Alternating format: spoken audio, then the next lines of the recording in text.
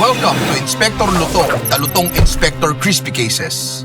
The Knorr Crispy Breading Mix series where we chicken-spec the crispiest fried chicken we can find in the country. And I'll be challenged to create a chicken dish na madali, matipid at malutong. Kaya tara, chicken inspection na!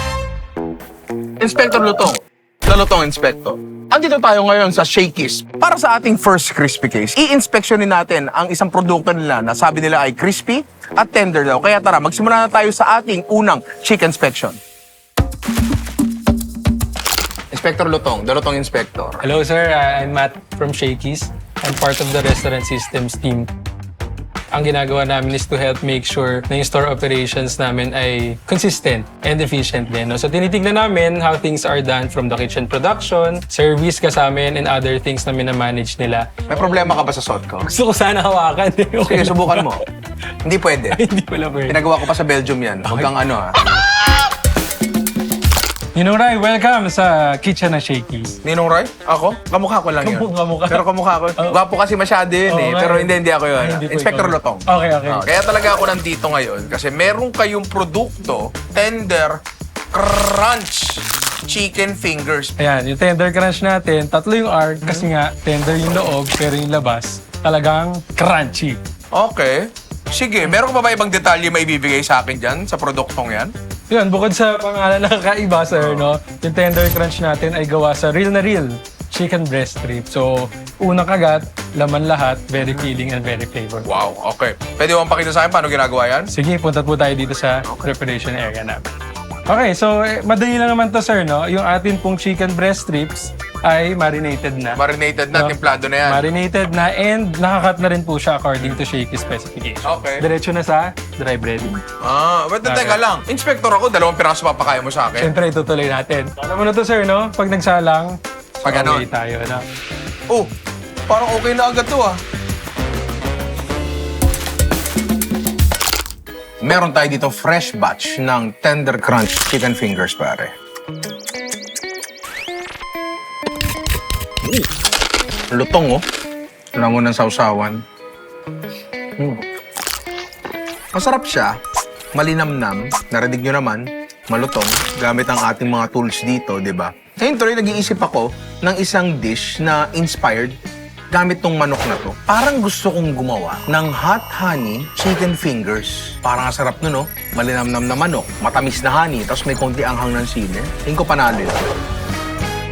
So ngayon nga gagawin na natin yung dish na inspired dun sa tender crunch chicken fingers. Tulad ng Shakey's, meron silang naka-brine na manok. Gagawa tayo ng wet butter muna. At ang gagamitin natin dyan ay Knorr Crispy Breading Mix, pare. Kuha tayo ng... Siguro mga ganyan. Pag gumagamit kayo ng Knorr Crispy Breading Mix, kailangan ano siya, parang medyo malabnaw na pancake batter. Kuha ka ng isa. Ito yung wet hand natin. Ito yung dry hand natin. Kaya mo dyan. Kaya mo dyan. Yung wet hand ay para sa wet, yung dry hand ay para sa dry. Gawin na muna natin yung hot honey natin. Yan. Hop, hop. Chili flakes. Patis, parang paborito kong vlogger, yung Ninong Ray. Kilala niyo yung Ninong Ray? Yung pogi nun, no? Pwede na siguro to. So, salang na natin. So, habang piniprito natin yan, mga around 3 minutes lang naman yan. Bakit madali? Bakit matipid? Bakit malutong? Madali. Kasi isa lang ang kailangan mo. Knorr Crispy Breading Mix na ang kailangan mo. Wala nang iba. Pwede nga buttered lang. Pwedeng breaded lang, pwedeng breaded and buttered. I mean, kahit anong mode na gusto mo, pwede yan. Bakit matipid? Kasi nga, hindi na maraming ingredients ang ilalagay mo doon sa breading mix mo. Na pwede ngang hindi nyo natimplahan yung protina nyo, tapos lagyan nyo na lang ng Knorr Crispy Breading Mix. Lalo kung katulad naman ito, na medyo maninipis ng konti, promise pare, hindi mo na kailangan timplahan, napakasarap niyan. Kung bakit naman malutong, kasi ang Knorr Crispy Breading Mix ay merong crisp lock technology, pare. Even after 3 hours, malutong pa rin yan. So, para sa may mga business na nagdi-deliver, alam naman natin na usually mga fried items, kapag yan, dineliver, nawawala na ng lutong yan.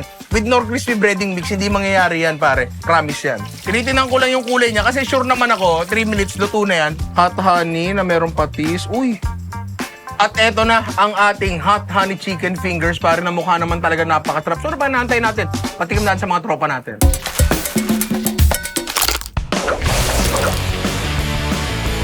Oh. Ito yung niluto ko. Hot honey chicken fingers. Na-inspired dun sa ginawa natin kanina, Matt. Tender crunch chicken fingers. Cheers! Sabi nga ng poging vlogger, the perfect bite. Kahit na dinrizzle natin siya ng sauce, crispy pa din siya. Malutong siya, Ninong, pero grabe yung note ng sweet and spicy na salsa eh. Saktong-sakto, ayos. So gusto ko lang uli magpasalamat sa inyo dahil sa pag-cooperate nyo dito sa chicken inspection na to. Case closed na ang Shakey's. Dahil dyan, bibigyan namin ang Shakey's Tomas Morato ng malutong na certificate. Thank you, Inspector Lutong. Maraming salamat sa pagbisita sa Shakey's. Sino ang susunod na gusto nyong puntahan natin para sa chicken inspection? Comment nyo lang sa baba. Babasahin yan ni Inspector Lutong, the Lutong Inspector.